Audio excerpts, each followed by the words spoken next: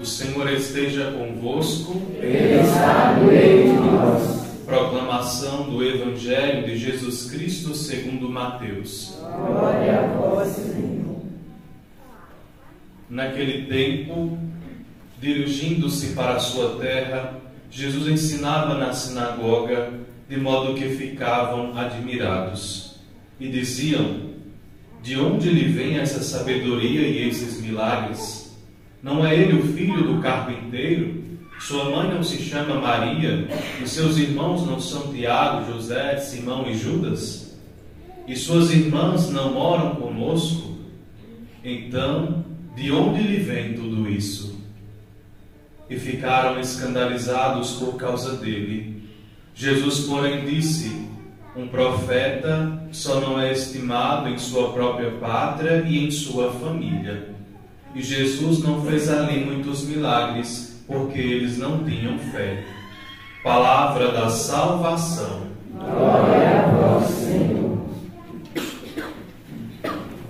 Queridos irmãos e irmãs, na liturgia de hoje, de maneira muito objetiva, o Senhor nos coloca diante do mistério da fé, para dizer que a fé não está associada à condição da pessoa, mas à resposta que a pessoa dá no plano de Deus.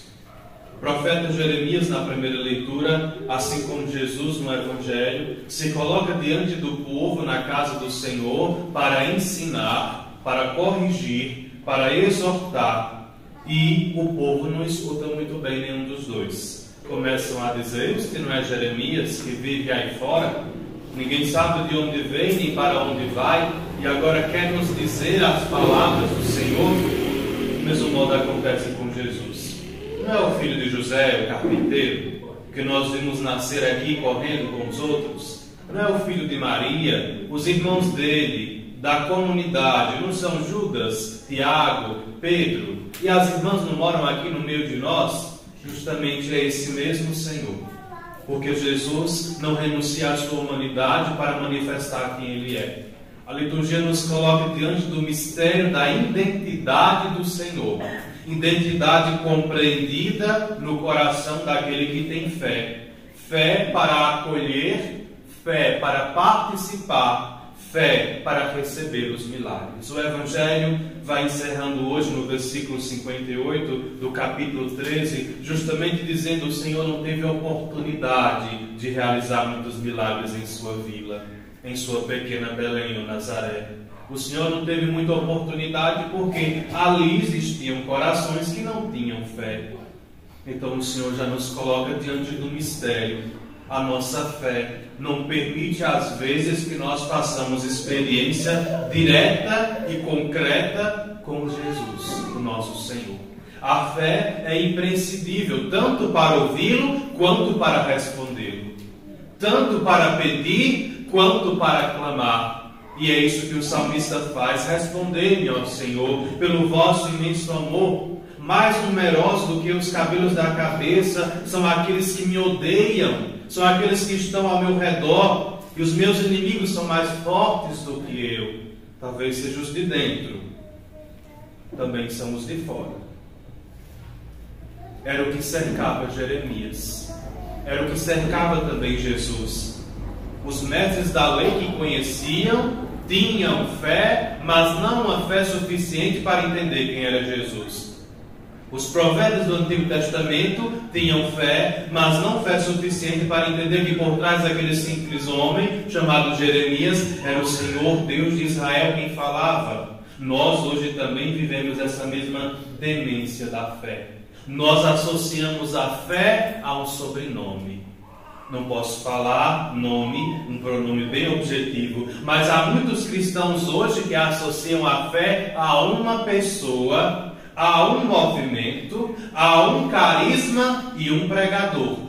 E se esquecem que não é a fé da pessoa que lhe salvará, não é a fé do carisma que lhe salvará, não é a fé da pregação que o salvará. Quem te salvará é a tua fé diante do mistério do reino dos céus. Quem te salvará é a conversão do teu coração diante do Senhor, que ouve, escuta e redime todo aquele que nele crê. O Senhor zela da sua criação. E o Senhor espera de nós uma resposta de fé para fazermos experiência com Ele, irmãos e irmãs. Nós precisamos entender que a fé não está associada ao sobrenome das pessoas, nem à forma com a qual elas vivem, mas é o dom de Deus depositado em nós e será desenvolvido, aperfeiçoado a partir da nossa intimidade com Jesus. Como gostaríamos de ter intimidade com o Senhor se não exercitamos o dom da fé? De falar com Ele, de ouvi-lo, de adorá-lo, de escutá-lo na meditação da palavra, de ter lugar dele em nossos corações. Como então aprenderemos quem é Jesus, se não estamos buscando na fonte primária, que é Ele mesmo? Hoje os cristãos vivem também uma desassociação da fé. Que palavrão é essa, Padre? Estão fora da fé. A fé está indo por um lado, como fonte, e nós estamos buscando manuais para nos ensinar a fé. Eu não estou dizendo que os manuais não são importantes. Eu estou dizendo que a fonte de toda fé é Deus, nosso Pai. E a Sagrada Escritura. Então, antes de todo e qualquer manual, irmão, irmã, ou livro de orientação espiritual, que é importante, repito, é fundamental, o meu contato primário da fé é dom de Deus, revelado a nós na pessoa de Jesus Cristo. E o Espírito aperfeiçoa em nós o dom da fé. Por isso é importante lermos a Sagrada Escritura, percebermos o amor de Deus depositado em nós e que Jesus também, como nós, foi odiado, rejeitado por causa da palavra do seu Pai, por causa da palavra de Deus. Jesus então vai falar com o Pai. João capítulo 17, depois lê em casa. Lucas capítulo 18, versículo do 20 a 28. Quem tiver memória boa, lê em casa ou visita a live. Lá vai estar lá, faça com agradece. Quem tiver memória boa. Então nós precisamos entender que o Senhor fala com o Pai. E o Pai manifesta o seu poder através da fé e da obediência do Filho. Então, diante de Jesus hoje, vamos pedir ao Espírito Santo que nos ajude a ter um coração contrito de fé. Ah, Padre, a minha fé é pequena. Infelizmente nós não temos como medir, ou felizmente, né? Nós andaríamos na rua, igual as amigas quando são novas se arrumam, né? Aí ficam do lado da outra, assim, para saber quem está com o look melhor, né? Se está mais alinhado. Nós andaríamos na rua de um olhando para o outro e medindo a fé. Tua fé hoje não está muito boa, tua fé hoje está legal. A fé daquela que passou é maior.